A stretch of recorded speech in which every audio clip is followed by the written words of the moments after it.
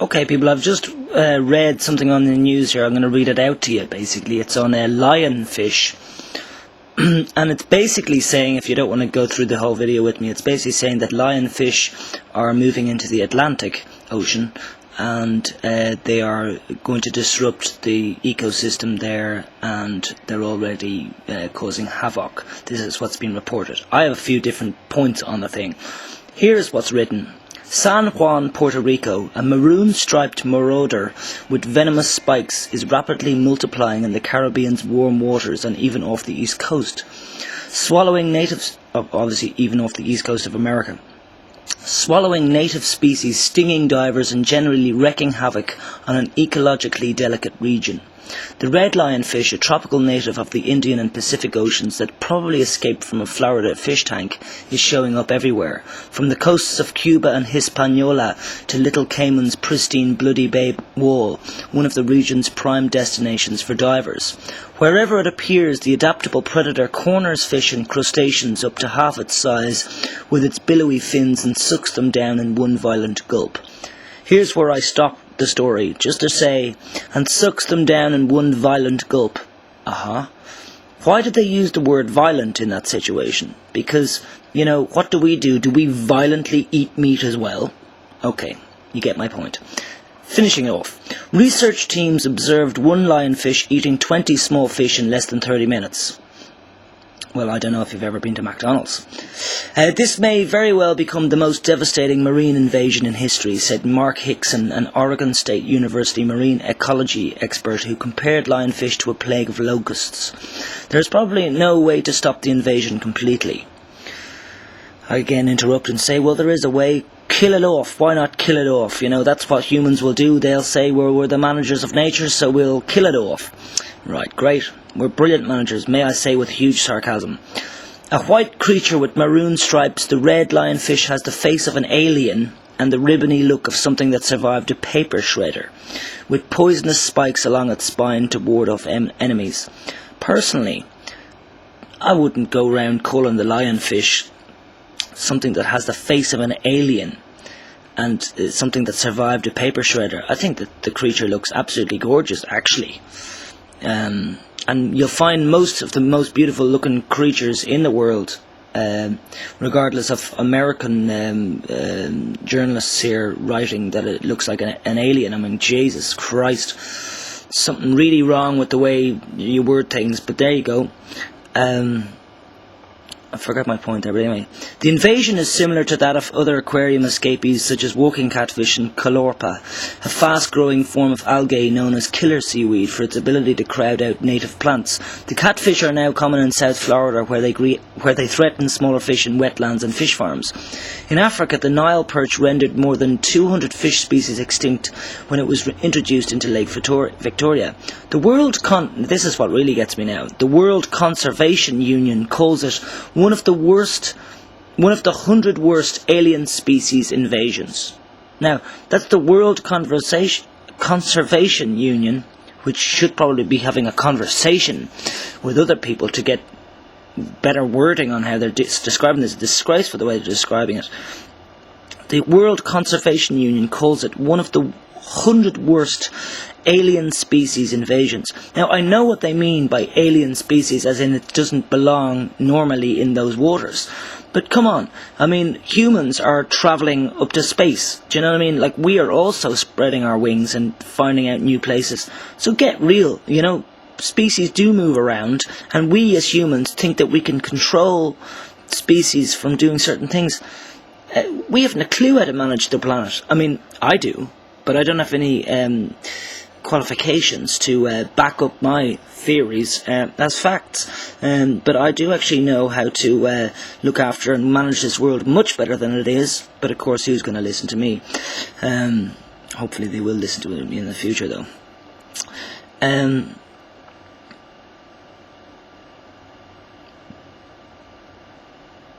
Yeah, they're writing other things. I'm not going to go into that. But I think it's mad to call. First of all, you see, they called its face alien looking, and then they say that it's an alien invasion. So I mean, there's too much alien there. And when you think of aliens, you think, well, as Americans anyway, I'm just thinking for you. You think aliens. Oh, kill the aliens. They're here to kill us. You know. Personally, on the alien point, I don't think we should be so paranoid about aliens coming to visit Earth. You know, if they ever do. And we have our guns facing up to the sky. You know, you can come, you're welcome, but, you know, we're going to keep our fucking guns on you till we know exactly what you want. I think that's rude. I think that's extremely rude. You don't do that when somebody calls to your house that you don't know. You don't stick your gun in their face and demand what they want, you know. I think America's nuts in so many ways, and I know I have a lot of American friends on YouTube, but to be honest with you, I have a lot of American friends in life too. So, and my American friends in life know damn well how I feel about America, and a lot of the things disgust me, wording, and, you know, I mean, the other aliens in life that the Americans have made into aliens are every single Muslim in the world. They're making them into aliens, you know. The way they talk about them, the way that they educate their people about Muslims, you know. It's absolutely disgraceful.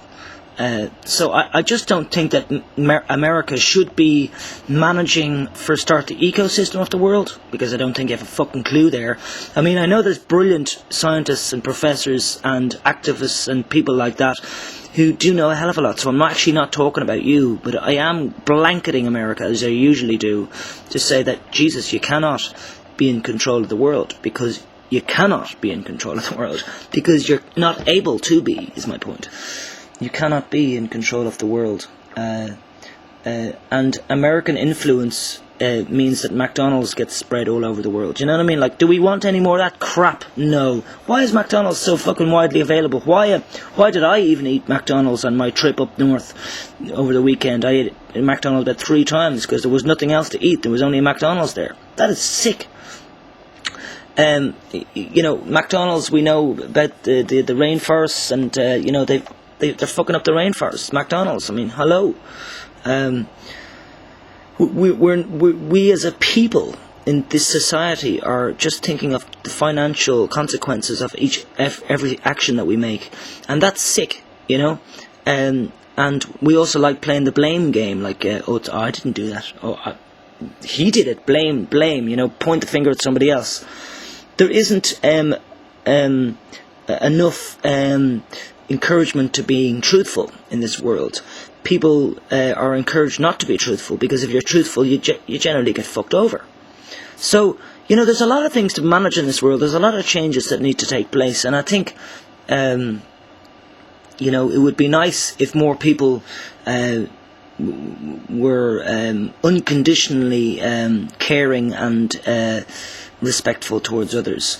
You know, I mean, I think me mentioning things like I always do about, like, I'm pissed off with America and America's attitude in general, because I am, doesn't mean that the Americans that I like and that I respect are assholes, and they shouldn't be taking things personally from me, you know, because I'm not getting personal with them.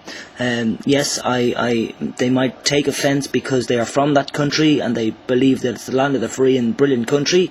Personally, I don't think so. I think it's a fucking hyped up freedom world. I do not think it is.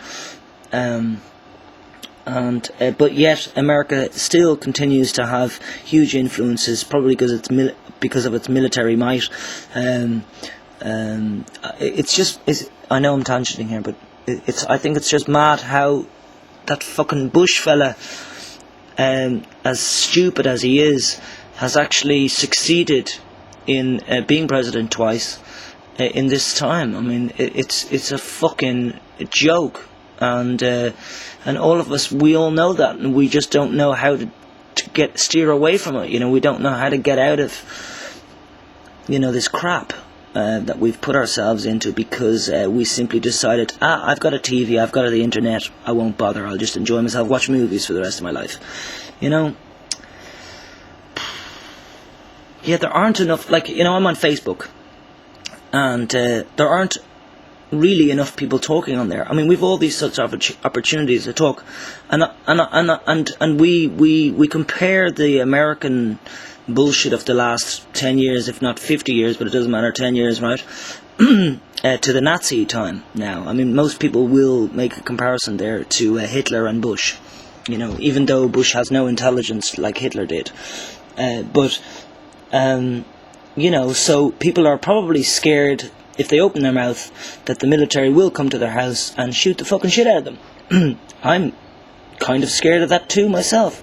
But I'd be more scared if they came anyway and shot the shit out of me and I didn't speak, you know. So I think it's better to speak.